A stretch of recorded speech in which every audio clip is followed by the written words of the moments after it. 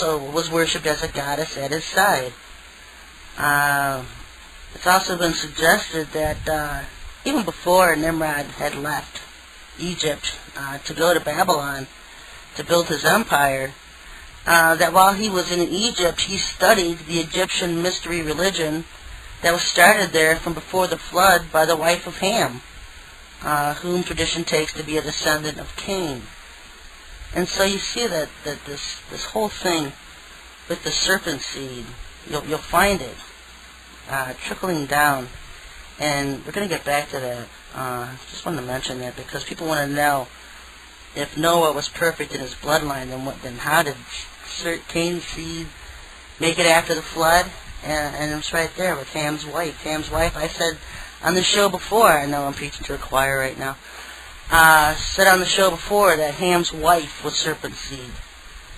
And indeed she was. And you'll find that all of Ham's children, just so corrupted.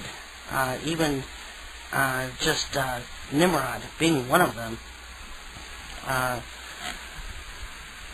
But anyway, back to Nimrod. Because certainly you're going to find that with Nimrod and his wife, Semiramis, that all of these religions throughout the ages are based on these two. And this is going somewhere, folks. Just hang there with me. After his death, Nimrod and his wife Semiramis, the ancient queen of heaven, that they had given her title of, they were confirmed by their own priests as gods and given homage as Marduk and Astarte. The name Marduk was not revealed to the masses, but his attributes were set forth in the pseudonames of various gods constructed for the masses. Some of these pseudonames were Bel, Baal, Nebo, and Enki.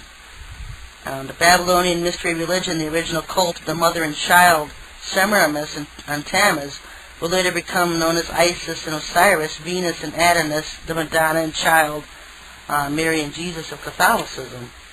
Everything goes back to mimic this Nimrod and Semiramis and their son Tammuz. At his time, Nimrod had become so popular that the people hailed him as a hero and wanted him as their king. They no longer wanted to be ruled just by God, but chose Nimrod to become their king. That he was the first beast, the first child born of the desires of the people, the first Antichrist on earth. The first thing Nimrod did was form a government, and he set leaders up in various positions of authority over the people. Who were these leaders that he set up? It was around this time that the Anunnaki had come back to earth and set themselves up as judges and kings over the people. In Genesis 6:4, the Bible says that the angels fell before and after the flood. These angels easily escaped during the flood that wiped out mankind, other than everybody had been destroyed but Noah and his family.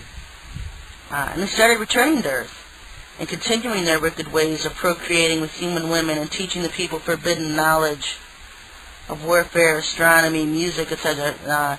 And it goes much more detailed in the book of Enoch, exactly what all these watchers had taught the people, this forbidden knowledge the Lord had not wanted them to have. In Jasher 12:52 it says, "And a wise servant of the king, whose name was Anuki, one of the Anunnaki, answered the king, saying, This is nothing but the evil of Abraham and the seed which will spring up against my Lord and king in the latter days." And so this is where he's getting his advice from. These are his leaders. They were Anunnakis. They were angels that had left their first estate in heaven and came to earth. Nimrod was never God's anointed king, but anointed king of a cursed race. He had obtained superhuman strength and used it for his own greed and lust to conquer and dominate the people. The Bible reveals that the ultimate source of all this evil was not just from Nimrod himself, the first of the post-flood Antichrist, but rather in the evil character of the one who possessed him, which was Satan. In many passages throughout the Bible, the following associations are made about Satan.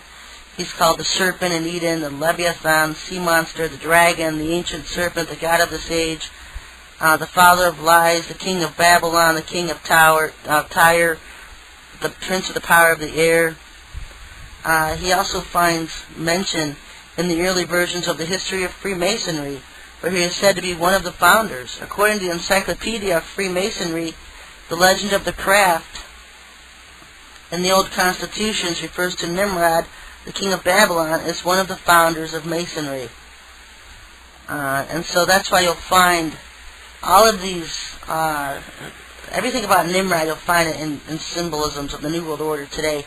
You'll see his pyramid with the capstone unfinished because he never got through with his tower he was building. The Lord destroyed it. He had confounded the people with different languages and dispersed the people, so they could never finish building this tower. And so they believed that the tower had eventually been destroyed. But what's interesting is the fact that this tower was probably put about 2/3 of the way first inside the earth before it was built up, because they needed a strong foundation for this thing. And so that's what some people believe that our government is doing over at the Tigris River now, and why they have it blocked off by the green zone, is the fact that they're trying to unearth some of this old part of the tower. And you might think, well, what's so important about this tower?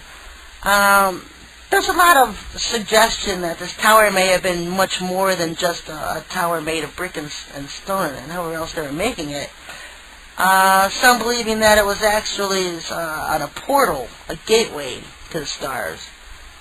And so that might be what they're after. That might be what they're trying to uncover.